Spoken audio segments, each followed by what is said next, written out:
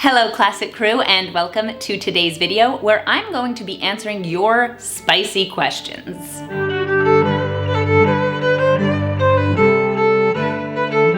If you are new to my channel, here we talk about classic living and traditional values, and I would love if you would consider subscribing and hitting that notification bell. If you want access to my exclusive content, make sure to head over to classicallyabby.substack.com. So over on Instagram, I asked you guys to submit some questions about absolutely anything, and you guys had some good ones. So I'm really excited to get into it today, but let's hop right in. Okay, so the first question we're going to do is, what is your favorite thing about your baby?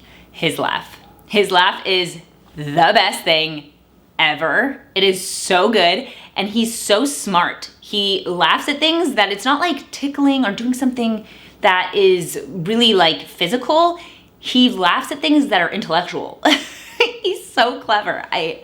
I'm obsessed with that boy. He has the best laugh in the whole world. The next question. Hey Abby, how is your wee one with feeding? My youngest is being an absolute pain. Yeah, so it depends when we're talking about and what we're talking about. So initially, our breastfeeding journey was very hard because my son has reflux and I had an oversupply. So that was not a great combination. He was getting way too much milk, way too quickly, high levels of foremilk, so there wasn't a lot of fat in the milk, which is really good for him. His stomach was hurting him, and it just wasn't going well. He was losing weight really quickly. Now he's on his medication. I figured out my oversupply issue, and he is a great eater. He loves nursing. He eats a ton. When it comes to solids, we had about a week and a half when we initially started, which was just a couple weeks ago. We initially started and he was like kind of into it, and then there were days where he was totally uninterested, and now all of a sudden he loves it. Like we took a 2-day break because he just didn't seem so interested in food yet. And then I thought, oh, well, this food's gonna go bad. I might as well give it to him or try to before I throw it out. And he went crazy for it. Mango, loves. Green beans, loves. Like, it all worked out. He's doing really good. So if you're having a hard time with your baby, don't worry, it'll all work out. Just keep at it.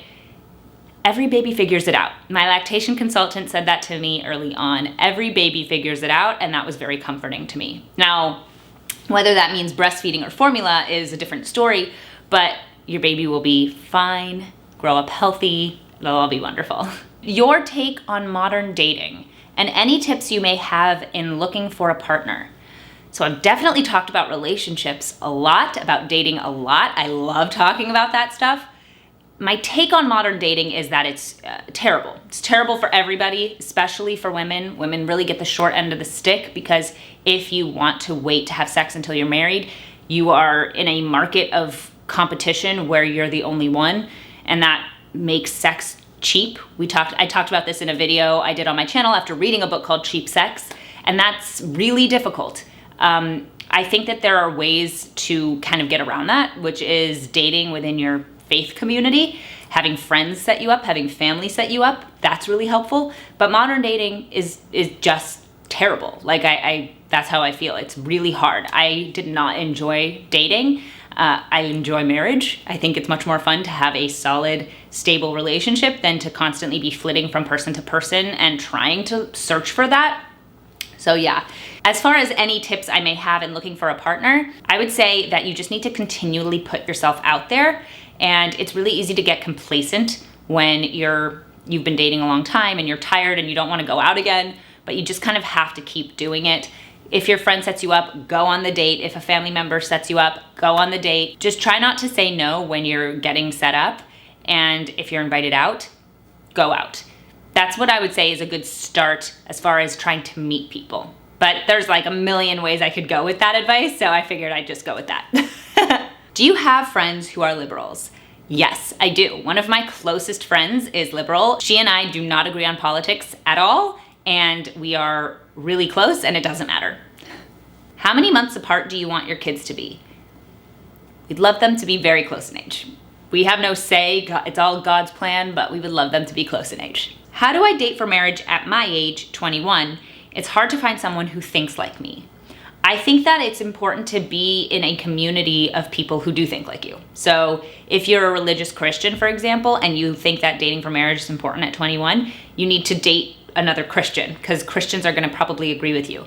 I know that in the Jewish community, dating for marriage at 21 is absolutely normal and what you're supposed to do. And if I were to go into the broader world, they would think that I was crazy for dating for marriage at 21, but dating amongst Jews, that was totally normal. So you actually have to date among people who do agree with you. How to stop feeling like I'm running out of time to start a family, even though I'm 22. Yeah, you're very young. I didn't get married until I was 24, and I had my first baby when I was 28, and I still want to have a really big family. You are not running out of time. So I think that the big thing is don't have time sickness. If you want to have a family, you've got many years to do so, and you don't want to make yourself crazy to the point where you're missing out on the life that you're living right now. Now, I believe that you should get married and have children. I mean, of course, that's my credo, but it also doesn't mean you have to invalidate the stage of life you're in now and not enjoy it. Don't feel like where you are now isn't worthy of your attention, if that makes sense. Yes, you should date for marriage. Yes, you should continue to put yourself out there and take that seriously. But 22 and being young and having a good time and enjoying life, that's all important too. Take advantage of this time because it's different when you get married and have kids. It's different in a positive way, but it is different. So it's okay to kind of enjoy where you're at now while also making plans for your future. Will you bring back the scoop? So I don't think I'm ever gonna bring back the scoop, but I have so much content on my Substack that kind of overlaps with that, where we share highlights about our week on my podcast with my husband, Classically Ever After, where I have weekly exclusive articles, I have Zoom chats, all that stuff is available on my Substack, so I don't really feel like it's necessary to do it back here on YouTube again. What is your favorite non-political, non-religious, non-family topic of conversation? I would say probably art. So like movies, music, TV shows, plays, stuff that I like to watch that's entertaining and then kind of picking it apart and discussing it later. I love that stuff. I really like discussing that. I don't know if dating and relationships counts, but I love talking about that stuff, which I already mentioned. But that's the stuff that I enjoy speaking about, even when I'm not talking about politics or family or that stuff. Have any workout techniques or tricks, especially with having to keep up a house? Yes. If you can get dumbbells, that's gonna be a big game changer. Just taking half an hour when your baby goes for a nap, if that's how long your baby naps for, because I know at the beginning things are kind of crazy, but once your baby gets into more of a schedule and naps for a little bit longer, in one of those naps, just making sure to go do some weightlifting or something like that, and that can be in your house. I personally live near a gym, so I can just walk to it, and my husband works from home right now, so he can just stay with the baby. But if you don't have that capability to go to a gym, just having some dumbbells in your home, like a set of dumbbells, is very helpful. What does it look like to not use electricity on Sabbath? It's wonderful. So you don't have your phone, you don't have TV, you are all focused on people. You don't have the distraction of anything else. You're just focused on your friends and your family, and it's great. I love that we don't drive, we all walk to each other, so your neighborhood is filled with little kids playing on the street, parents watching from their porches. It's the best. And you don't have to worry about getting distracted with work or anything else. You are all in, focused on the people who matter and on your faith, because you go to synagogue and you walk to synagogue. It's wonderful. Now, what I'll say is we do have some workarounds as far as the electricity thing. Like, we don't use electricity in the sense that we won't flip on or turn off a light, but we can leave a light on. So if the lights are on in our house already and we don't touch them, that's fine. We have hot plates, which are basically just hot trays that stay hot all of Sabbath, so we can put food on it and it'll like heat it up from the bottom. We don't cook that food on that hot plate, it just reheats food that's already made. So you do have electricity, but it can't be started or stopped on Sabbath. What is your favorite type of food? I would say probably Mexican. I do like Mexican food. I don't know, man. I really like a lot of different cuisines. Jacob really got me into sushi, and I know that that's crazy because I used to hate sushi, but now I really like sushi. And yeah, so I guess maybe sushi. Ooh, this is an interesting one. Do you think birth control is moral? Okay, so here's the story with that, morality-wise. Because physical-wise, I just don't think it's good for your body. I've tried it. It did not work for me. I put out a video a long time ago saying like, it doesn't work for me. If it works for you, that's fine, but it doesn't work for me. That was before I learned that being on the pill can cause early abortions. It's like a fail-safe built into the pill, is that if an egg does get fertilized, it prevents it from attaching on the uterine wall. So I didn't know that for a long time. I just thought that the birth control pill was fine. It wasn't Plan B. It wasn't like the copper IUD, which does the same thing. It just prevents an egg from implanting onto the wall, a fertilized egg. But the pill, in very fine writing, if you understand how it works, can cause the abortion of a fertilized egg. So I don't think that birth control is moral. I think that there are a lot of other better, healthier methods that are good for your body and don't introduce hormones into your body. And if you actually learn how to use them well, they can have pretty high efficacy rates. But that's just what I believe. That's my spicy answer for the day. Hello, how many piercings do you have? 3. I have the ones on my ears and I have a little one on the side, which I almost never put anything in. I did have one up here for a brief moment and then I took it out because I didn't like that I couldn't sleep on that side. So, and I fainted when I got that piercing. So I have 3. How are you enjoying Florida? Loving it. I love it. I'm so happy here. Yeah, it is so, so good. Thank you for asking. Was being a mom everything you expected? I'm a single dad and absolutely love it. I don't know what I expected because it's weird to think about what my perception of motherhood was before I had my baby, but it's better than anything I ever anticipated.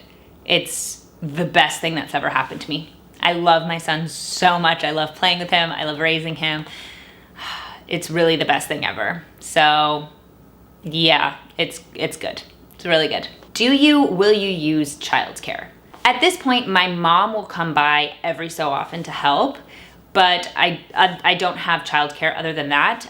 I don't foresee us using childcare in the future outside of family, but you never know. I don't want to do that at this point. That's not something I'm looking to do, but I don't ever want to say never just in case that becomes relevant. So yeah. How tall are you? ? I'm 5'8". What's your favorite Jewish ritual, for lack of a better word? Love your content. Well, thank you. Let's say Sukkot. So Sukkot is the festival of booths. We all sit outside and eat outside. I love the sukkah. The sukkah is the booth. I love it. It's so fun to decorate it, to sit outside for your meals. I just love the whole idea of Sukkot, and it's something that I grew up with and really loved. And I would sit outside in the morning and drink my coffee and read Harry Potter. But I really love Sukkot. Please do cooking videos again. Pretty please. Okay. What is your favorite city in the USA? It's a good question. Boston's cool.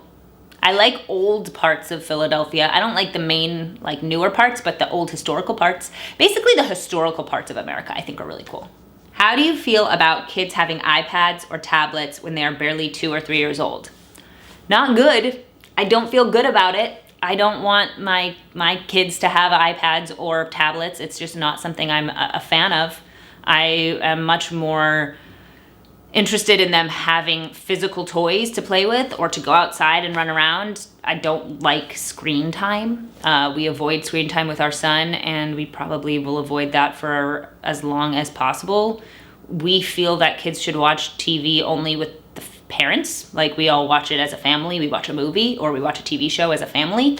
Not a fan of screen time or tablets for kids. Just not something we want to do. Did you ever have a rebellious phase or something like that?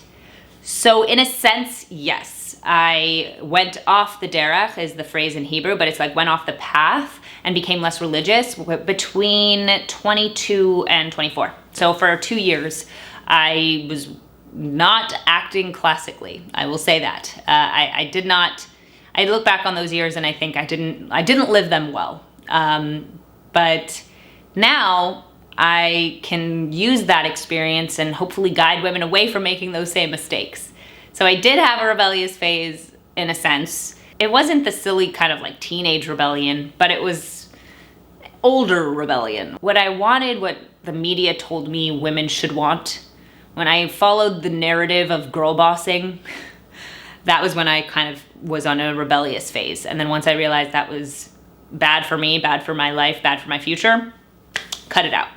The reality of postpartum, anything you would change. The reality of immediate postpartum is that it's really hard. And for some women it's not, but for many, many women it is. And I think that there's this feeling that there's going to be bliss and euphoria after you have your baby. And especially for your first one, it was not the case for me. Like, it was wonderful being a mom and I loved my baby, but the actual practice of being a mom was so hard. And you're getting used to this whole new life, a new role. It's just really hard. So that's the reality of it. If there's anything I would change, it would just be if I knew what I know now, that really hard period is only about 10 weeks long, I think I would have valued and enjoyed it and taken it slower when I was in it, as opposed to trying to see the end of the tunnel constantly and like pushing my way through those first 10 weeks. But the nice thing about it is that now I know, so for any future children we have, I can kind of tell myself that even in those really hard days, that newborn stage is still so small and so short that we will get through it and it'll be fine. Advice for a new homeowner to help keep sane during renovations.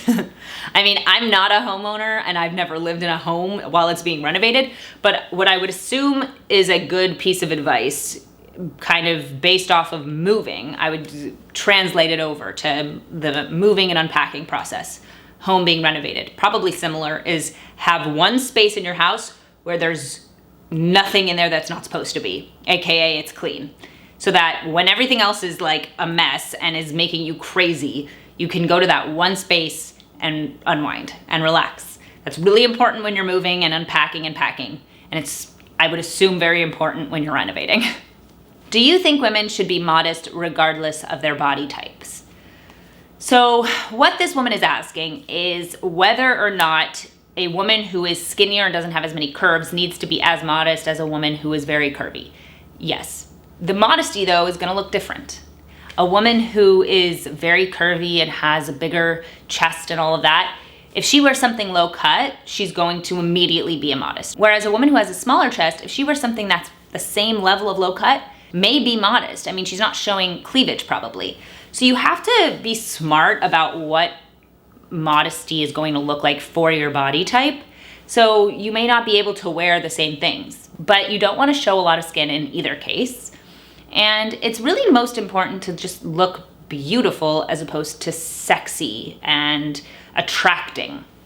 So if you can put on clothing that's flattering and beautiful and makes you feel elegant, that's true for either body type. And I think that the problem is when we get into telling women who are curvier to wear baggier clothes to be modest. I'm not a fan of that because that's not fair to women who are curvy, because baggy clothes look really bad on women who are curvy, and baggy clothes can look really good on women who are a little bit more straight up and down.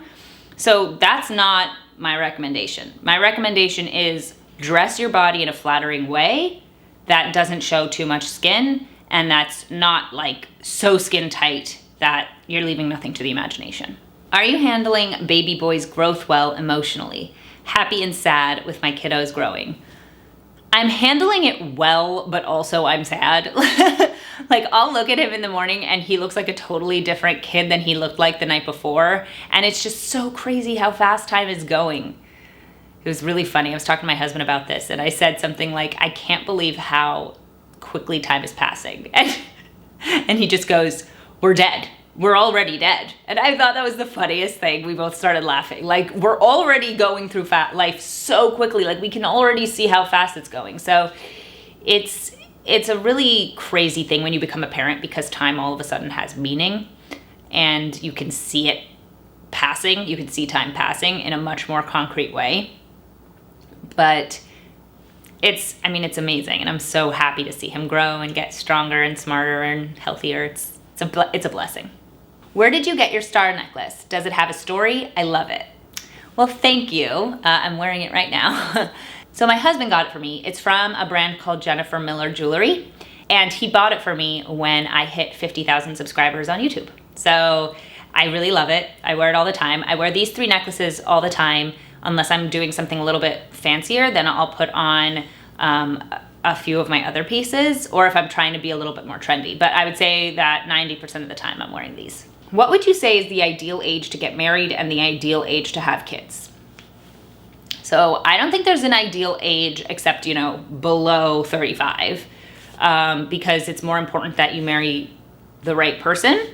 But I would say that the ideal age to get married is when you meet the right person, and the ideal age to have kids, if you can make it work and you're not already a little too old, would be about 2 years after you get married. So you have 2 years to get to know each other, work things out, figure out your life, figure out your relationship, and then when you bring kids into that, you're already really established.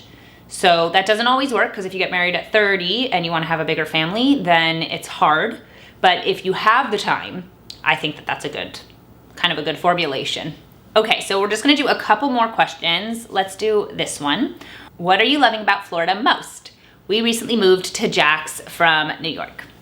So the thing I would say we're loving the most about Florida is, it depends. If you're asking about Florida as a place, I like the heat. I don't like that it's so hot right now, but I like the heat and that it's going to stay nice weather-wise. I think that's a really nice thing.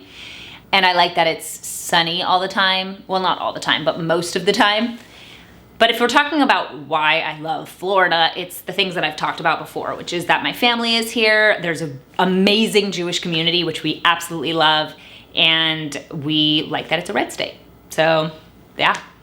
Okay, last question. How to be patient during the engagement period. I'm excited, but want to use it wisely. The engagement period is the hardest, I think. It's really hard on you. I've described it before as standing on the edge of a diving board on your tiptoes, ready to jump in, but you're not doing it. So you're just kind of waiting to actually make solid that commitment. It's like an uncomfortable feeling. You're just in between two zones. But I think that the way to enjoy it is to, first of all, don't make it too long. That's number one. And number 2 is to just continue to date each other and make sure that you're not only talking about the wedding. Because I think that that's really how things get exhausting, is that if you're spending a year where every time you talk to each other, it's wedding, wedding, wedding, that's just not fun.